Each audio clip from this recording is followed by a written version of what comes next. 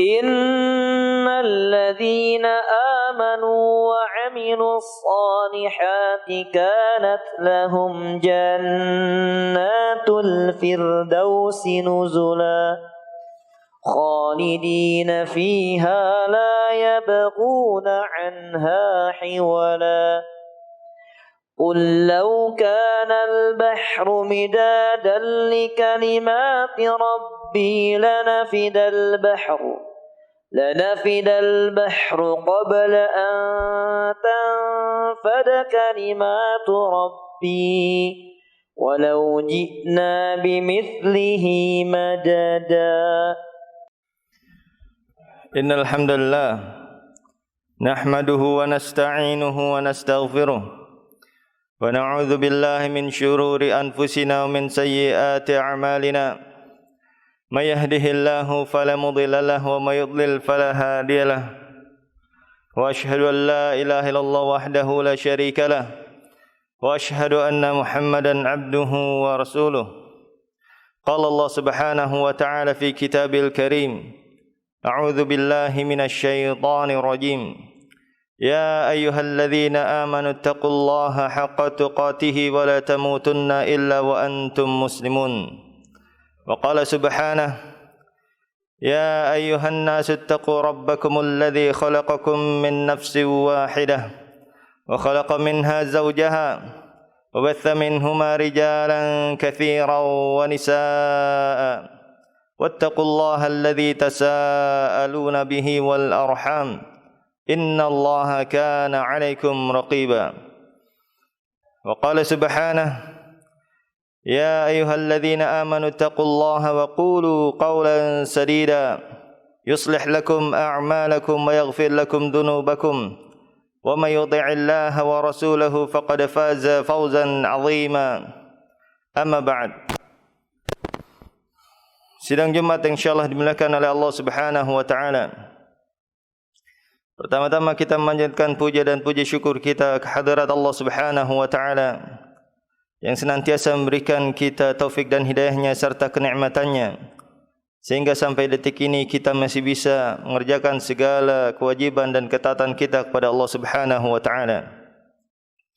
Dan selawat serta salam kita aturkan pada baginda Nabi kita Muhammad sallallahu alaihi wasallam telah menyampaikan syariat Islam kepada kita semua sehingga kita mengetahui bagaimana kita beribadah kepada Allah Subhanahu wa taala dengan apa yang diridai oleh Allah Subhanahu wa taala. Sidang Jumat yang insyaallah dimuliakan oleh Allah Subhanahu wa taala. Allah Subhanahu wa taala telah mempertemukan kita dengan bulan Ramadan, bulan yang penuh dengan keberkahan dan keutamaan, dan dengannya Allah Subhanahu wa taala melipat gandakan ganjaran pahala yang besar bagi para hamba-Nya yang saleh yang senantiasa mengerjakan ketaatan dan juga menghapuskan seluruh dosa-dosanya. Bahkan Rasulullah SAW bersabda dalam hadis riwayat Imam Bukhari Muslim, "Man shama Ramadhana imanan wa ihtisaban ghufira lahu ma taqaddama min dhanbihi." Barang siapa yang berpuasa bulan Ramadan karena iman dan mengharapkan pahala di sisi Allah, Allah hapuskan segala dosa-dosanya. Dan hendaklah kita menjaga semangat ibadah kita selepas bulan Ramadan, karena ibadah kepada Allah Subhanahu wa taala adalah harus kita lakukan di sepanjang hidup kita, bukan hanya ketika bulan Ramadan saja. Dan hendaklah kita senantiasa istiqamah di atas ketaatan kepada Allah Subhanahu wa taala sampai akhir hayat kita. Dan mungkin di antara kita merasa berat ketika menghadapi berbagai fitnah dan ujian cobaan, maka hendaklah kita bersungguh-sungguh di dalam beribadah kepada Allah dan istiqamah di atas ketaatan kepada Allah Subhanahu wa taala sampai akhir hayat kita. Dan di sini khatib akan menjelaskan beberapa kiat agar kita bisa senantiasa istiqamah di atas ketaatan kepada Allah Subhanahu wa taala sampai akhir hayat kita. Yang pertama adalah agar kita senantiasa berdoa kepada Allah Subhanahu wa taala, mohon keistiqamahan kepada Allah Subhanahu wa taala, dan mohon agar hati kita ditetapkan di atas keimanan pada Allah Subhanahu wa taala. Bahkan diriwayatkan oleh Imam Tirmizi dari Ummu Salamah radhiyallahu taala anha, bahwasanya beliau berkata, kana aktsaru du'aihi ya muqallibal qulub tsabbit qalbi ala dinik. Bahkan Rasulullah SAW doa yang paling sering beliau baca, kata Ummu Salamah, adalah ya muqallibal qulub tsabbit qalbi ala dinik. Wahai Allah yang mutarbalikan hati, tetapkanlah hati kami di atas agamamu. Maka dari sini kita mengetahui bahwasanya Rasulullah SAW saja seorang nabi yang keimanannya berada pada puncaknya, masih tetap meminta kepada Allah keistiqomahan dan ketetapan hati agar tidak berpaling dari ketaatan pada Allah Subhanahu wa taala. Maka begitu juga kita, hendaklah kita memperbanyak doa ini agar Allah Subhanahu wa taala senantiasa menetapkan hati kita untuk senantiasa di atas ketaatan pada Allah Subhanahu wa taala. Dan begitu juga doa-doa yang lainnya. Dan ketika kita salat, ketika kita membaca ihdinas siratal mustaqim, maka hayatilah dengan sepenuh hati kita, tunjukilah kami jalan yang lurus ya Allah. Itu jalan yang Kau beri nikmat atas mereka. Siratal ladzina an'amta 'alaihim, dan bukan jalan golongan orang yang sesat. Ghairil maghdubi 'alaihim waladdallin, dan Kau murkai. Maka hendaklah kita memperbanyak doa agar diberikan keistiqomahan sampai akhir hayat kita. Dan yang kedua, hendaklah kita bersemangat di dalam mempelajari agama Allah Subhanahu wa taala. Karena dengan ilmu agama, maka insyaallah Allah Subhanahu wa taala akan menyempurnakan keimanan dan ketakwaan kita kepada Allah Subhanahu wa taala. Sebagaimana Allah taala tegaskan dalam surat Fatir ayat 28, di mana Allah taala mengatakan innama yakhshallaha min ibadihi al-ulama. Sungguhnya orang yang benar-benar takut, benar-benar beriman, bertakwa kepada Allah Subhanahu wa taala di antara hambanya hanyalah al-ulama, para ulama yang faham ilmu agama Allah, ilmu Al-Quran dan hadis Nabi sallallahu alaihi wasallam, yang mengamalkan Al-Quran dan hadis Nabi sallallahu alaihi wasallam. Dan di sini Allah Subhanahu wa taala menggunakan kata innama, yaitu pembatasan. Yang benar-benar takut kepada Allah, yang benar-benar beriman, bertakwa kepada Allah hanyalah al-ulama, orang yang faham Al-Quran dan hadis Nabi SAW. Artinya selain mereka tidak benar-benar takut kepada Allah Subhanahu wa taala.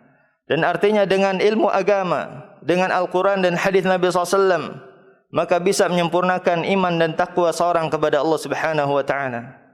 Dan yang maksud di sini adalah ulama yang benar-benar ulama, yang benar-benar mengamalkan Al-Quran dan hadis Nabi SAW, bukan hanya sekedar mengetahui atau menghafalnya saja, tapi dia berusaha untuk mengamalkannya.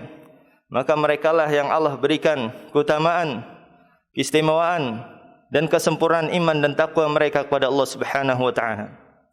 Karena dengan tanpa ilmu agama, berapa banyak mungkin di antara kita melakukan kemaksiatan-kemaksiatan. Di antara mungkin kita ambil satu contoh masalah ghibah, yang kebanyakan kita mungkin banyak terjatuh di dalamnya. Padahal perkara ghibah termasuk dari dosa-dosa besar menurut syariat Islam. Di mana Allah Ta'ala mengatakan dalam surat Al-Hujurat ayat 12, وَلَا يَكْتَبْ بَعْضُكُمْ بَعْضًا أَيُحِبُّ أَحَدُكُمْ أَيْكُلَ لَحْمِ أَخِي مَيْتًا فَكَرِهْتُمُوهُ. Dan janganlah kalian saling menggibahi, membicarakan aib saudara kalian, bicarakan aib orang lain. Apakah kalian ingin makan bangkai daging saudara kalian yang telah mati? Allah serupakan membicarakan aib orang lain atau ghibah seperti makan bangkai manusia. Dan Al-Imam Al-Qurtubi mengatakan dalam tafsirnya, la khilafana ghibatan minal kabair. Tidak ada khilaf bahwa ghibah termasuk dari dosa besar. Dan termasuk di antara ghibah apa yang disebutkan oleh Aisyah di dalam hadis riwayat Imam Tirmizi, bahwasanya Aisyah berkata kepada Rasulullah, hasbuka Safiyyah innaha qasirah. Cukup bagimu Safiyyah, dia itu pendek. Cuman bilang pendek itu tidak boleh dalam Islam. Mengatakan si fulan pendek, atau si fulan jelek dan sebagainya, atau si fulan hitam dalam rangka ingin merendahkan, maka ini perbuatan ghibah yang diharamkan. Bahkan kata Rasulullah SAW mengatakan, laqad qulti kalimatan lam mujjad bima'il bahr lam mazajathu. Engkau telah mengucapkan satu ucapan yang kalau dicampur dengan air lautan maka akan menjadi keruh dan bau busuk. Air lautan menjadi keruh dan bau busuk dikarenakan satu ucapan, yaitu mengatakan si fulan pendek. Ini menunjukkan bahwasanya ghibah adalah termasuk dari dosa yang harus kita hindari. Dan mungkin berapa banyak di antara kita tidak mengetahui.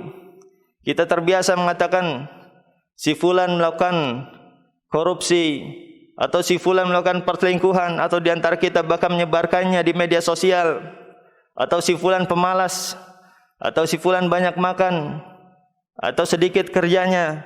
Kita mungkin terbiasa bicarakan saudara kita dengan ucapan-ucapan seperti ini. Yang ini semua adalah dosa dan kemaksiatan, bahkan bisa termasuk dari dosa-dosa besar. Maka kalau dengan tanpa ilmu, kita berapa banyak di antara kita melakukan kesalahan-kesalahan, bahkan melakukan dosa-dosa besar di setiap harinya. Oleh karena itu wajib bagi kita yang ini istiqamah di atas ketaatan pada Allah, hendaklah kita bersemangat di dalam pelajari agama Allah Subhanahu wa taala. Dan dengan tanpa ilmu agama juga mungkin ibadah kita bisa sia-sia. Bahkan kita beribadah bukan mengantarkan kita ke surga, tapi justru malah memasukkan kita ke neraka. Sebagaimana Allah Ta'ala tegaskan surat Al-Ma'un ayat 4 dan 6, di mana Allah Ta'ala mengatakan fawailul lil musallin, celaka bagi orang yang salat. Sudah salat tapi malah celaka. Bukan malah masuk surga tapi malah celaka. Kenapa? Alladzina hum an salatim sahun, itu orang yang lalai dalam salatnya. Alladzina hum yura'una, dan orang-orang yang berbuat riya. Maka perhatikan di sini Al-Hafidz Ibnu Katsir menyatakan, mentafsirkan ayat ini, yaitu orang yang lalai iman adai iman waqtiha fa akhiruna ila akhir daiman ghaliba. Lalai dari waktunya, mengakhirkan, senantiasa mengakhirkan, atau kebanyakannya mengakhirkan waktunya. Atau wa iman adai bi arkaniha wa syurutiha, atau lalai dari menunaikan rukun-rukunnya dan syarat-syarat salatnya. Wa imma anil khusyu'i wa adam tadabburi ma'naha, atau lalai dari kekhusyuan dan tadabburi maknanya. Maka dari sini bagaimana kita bisa mengetahui syarat-syarat salat, rukun-rukun salat, kesempurnaan salat, bagaimana kita bisa ikhlas? Maka itu semua adalah dengan pelajari Al-Quran dan hadis Nabi SAW. Maka apabila kita tidak mengetahui apa-apa yang diperintahkan oleh Rasulullah SAW, bagaimana salatnya Rasulullah SAW, maka bisa jadi salat kita menjadi salat yang lalai. Maka dari sini menunjukkan pentingnya bagi kita untuk mempelajari Al-Quran dan hadis Nabi SAW, agar kita bisa senantiasa istiqamah di atas ketaatan kepada Allah Subhanahu wa taala.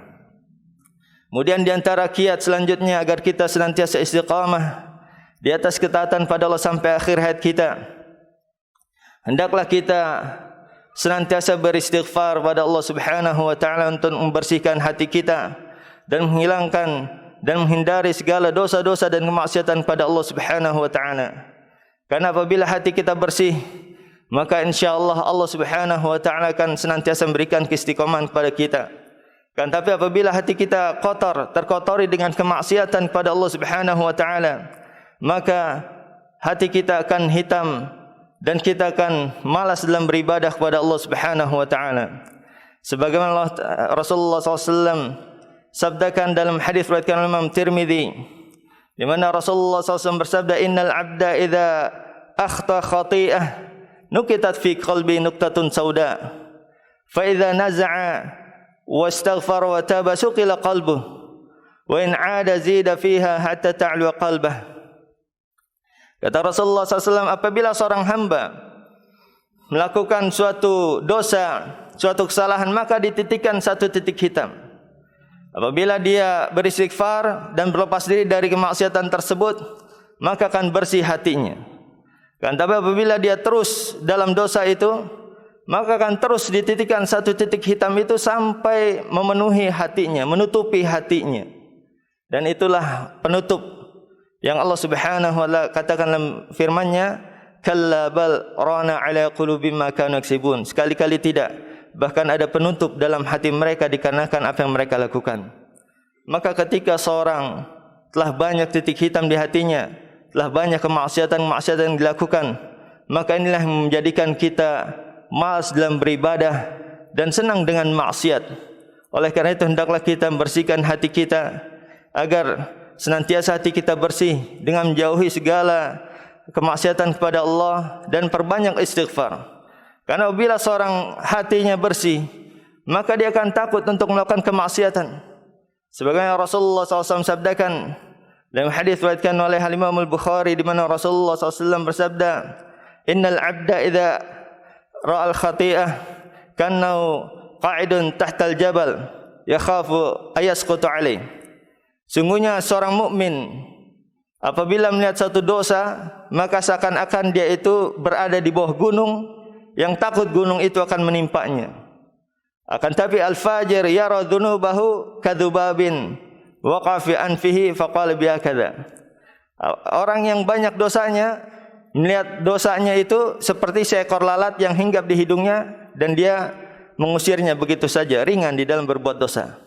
Maka seorang mukmin yang bersih hatinya, dia akan takut melakukan satu kemaksiatan. Dia akan senantiasa menjaga dirinya dari segala kemaksiatan kepada Allah Subhanahu wa taala.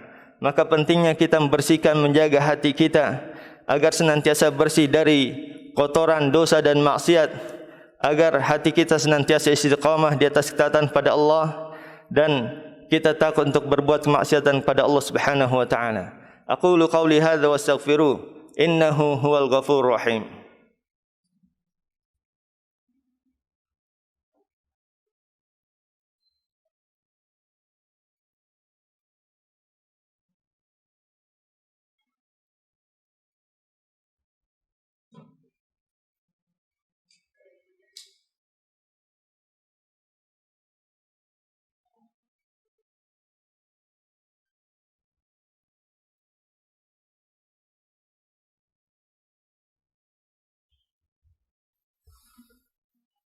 Alhamdulillahilladzi arsala rasulahu bil huda wa dinil haqqi liyudhhirahu 'ala ad-dini kullihi walau karihal musyrikun. Amma ba'd. Pada kesempatan kedua kali ini khatib ingin mengajak kita semua agar kita bersungguh-sungguh minta kepada Allah Subhanahu wa taala agar Allah memberikan kita keistiqomahan di atas ketaatan pada Allah sampai akhir hayat kita. Karena dengan itulah InsyaAllah Allah Subhanahu wa taala akan memberikan kita keistiqomahan di atas ketaatan pada Allah sampai akhir hayat kita dan masukkan kita ke dalam surganya.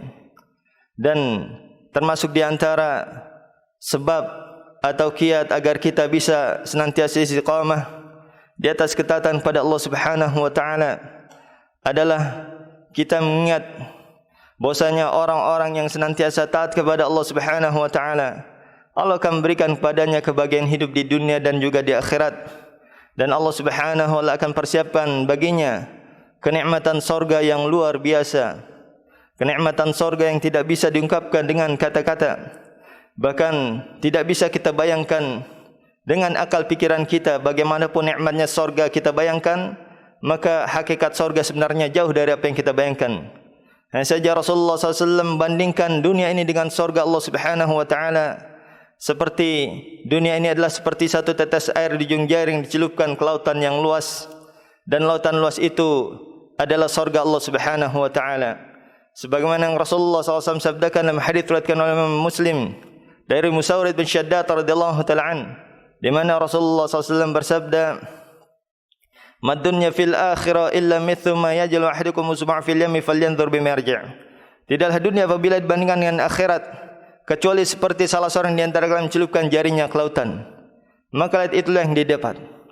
Jadi dunia beserta dengan segala isinya dan kemewahannya, kalau dibandingkan dengan surga Allah Subhanahu wa taala, dunia hanya satu tetes air di ujung jaring celupkan ke lautan yang luas.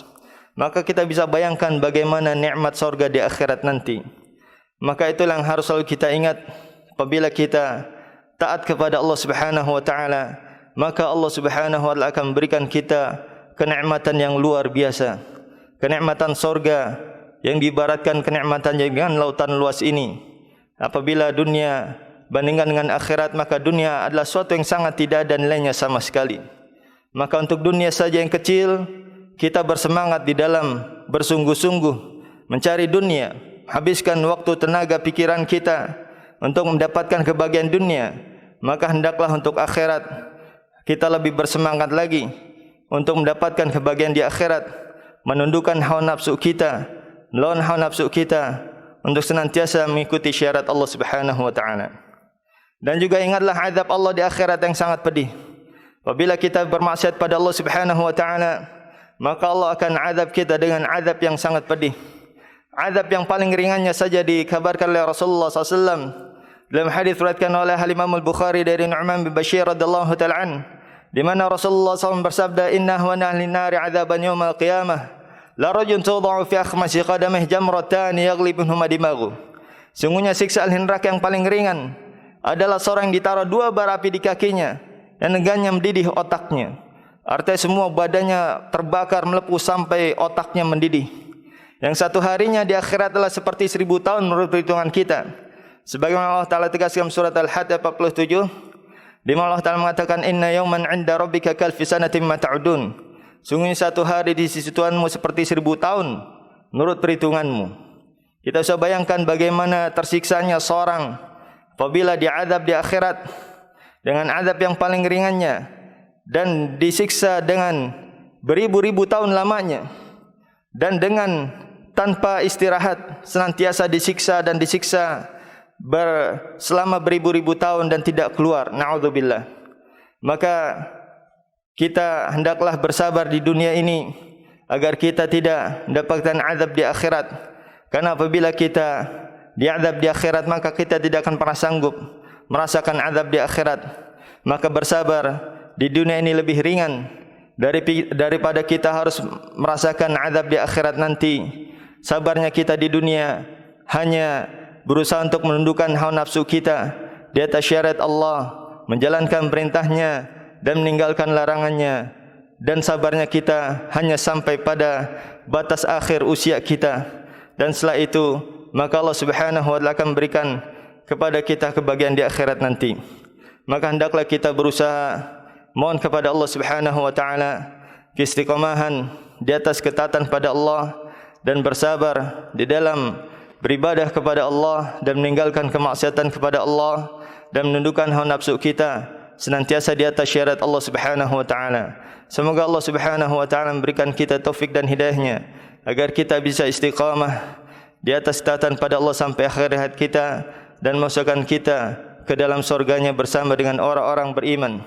Innallaha malaikatahu yusholluna 'alan nabi ya ayyuhalladzina amanu shallu 'alaihi wa sallimu taslima. Allahumma ighfir lil muslimin wal muslimat wal mu'minin wal mu'minat al ahya'i minhum wal amwat innaka sami'un qaribun mujibu da'wat ya qadhiyal hajat.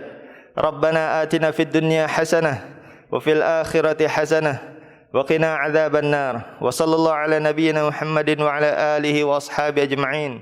Qul innama ana basyarum mithlukum yuha ilayya annama ilahukum ilahu wahid.